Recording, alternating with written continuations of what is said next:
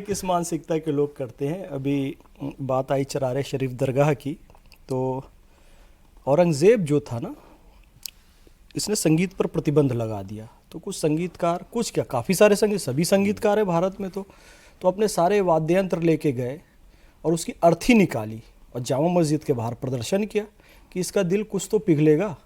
तो औरंगज़ेब आया, देखता है क्या कर रहे हो जी, हमारा संगीत मर गया, इसको दफनाने जा रहे हैं। तो औरंगज़ेब ने कहा अच्छा सुनो सुनो, इधर आओ, दफनाने जा रहे हो। अब संगीतकारों को लगा कुछ रियायत मिल जाएगी। उसने कहा कब्र ज़रा गहरी खोदना कि तुम्हारा संगीत वापस ना निकल जाए। उसी जामा मस्जिद की सीढ़ियों पर सूफ़ी सरमत का सिर धड़ से अलग किया गया, क्योंकि वे एक रहस्यवादी थे, उपनिषद को मानने वाले थे। बिन पद चले सुने बिनु काना, कर बिन करम करे विधि नाना, आनंद रहित सकल रस भोगी, बिनु बानी बक्ता बड़ जोगी।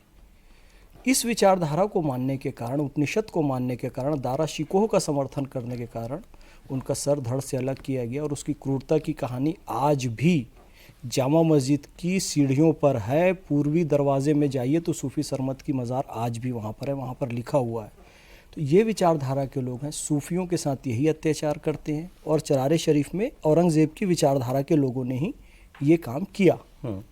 अब प्रश्न ये है कि मैं कहाँ से आया, कैसे आया। देखिए क्योंकि भाई आप प्रैक्टिसिंग मुस्लिम हैं। जी। आपने भी वही पढ़ा बचपन से, बिल्कुल। आपने भी वही मुस्लिम रिलीजियस टेक्स्ट पढ़े हैं, बिल्कुल। जो और किसी ने पढ़े हैं। मतलब मैं चलो अब नाम लेता हूँ, फॉर एग्जांपल अबू आजमी कहता है औरंगजेब महान था। वो भी वही पढ़ के आए हैं, आप भी वो पढ़ के आए वही किताबें, तो कि कहाँ से अंतर आ गया? देखिए, एक तो प्रारब्ध होता है कि अल्लाह किसी को चुनता है प्रेरणा देने के लिए। तो मैं बिल्कुल ये कहता हूँ कि भगवान ने, ईश्वर ने, अल्लाह ने, या फिर वो कहें कि वसुदेव सुतम देवम कंस चाणूरमर्दनम देवकी परमानंदम कृष्णम वंदे जगतगुरुम, उसे जगतगुरु का नाम दे दीजिए, कृष्ण का नाम दे दीजिए, अल्लाह का नाम। मेरा प्रारब्ध था, उसने मुझे चुना कि एक सही कार्य आप कीजिए। एहदिना सिरातल मुस्तकीम, सीधे रास्ते पर चलिए। महाजनों येन गतः सपन था, जो महापुरुषों ने मार्ग दिखाया उस पर चलिए। तो महापुरुषों का मार्ग क्या है? अत्याचारी को, जो अपने भाई को ख़त्म कर दे, बाप को मार डाले, सूफियों को ख़त्म कर दे, उसको आदर्श मानना है? कसाब जैसे आतंकवादियों को आदर्श मानना है कि कलाम जैसे भारत रत्न को आदर्श मानना है? तो वो जो विचारधारा है, वो कसाब को बिरयानी भी खिलाएगी, वो अफजल गुरु को बेचारा भी बोलेगी, औरंगज़ेब को महान शासक भी बोलेगी। हमारी जो विचारधारा है डॉक्टर APJ अब्दुल कलाम साहब को लेकर चलेगी, अशफाक उल्लाह खान, हवलदार अब्दुल हमीद को लेकर चलेगी। तो एक तो मेरा प्रारब्ध है। दूसरा, मेरे माता पिता दोनों शिक्षक।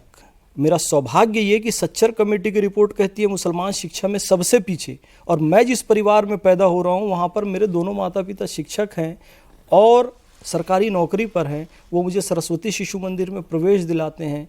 आचार्य सुधीर कुमार बोस जी के माध्यम से हमारी सारी शिक्षा दीक्षा होती है। और फिर उसके बाद सूफ़ी संतों मुनियों के साथ और अच्छी किताबों के साथ, अच्छे सत्संग के साथ आगे बढ़ते बढ़ते मैं यहाँ तक पहुँचा। मतलब फर्क केवल एक सबसे बड़ा फर्क शिक्षा का है। बिल्कुल बिल्कुल, शिक्षा का है और प्रारब्ध का भी है। अब उसके भाग्य में वही है, सोच का फर्क। शिक्षा तो जो है, शिक्षा से तो फर्क पड़ता है।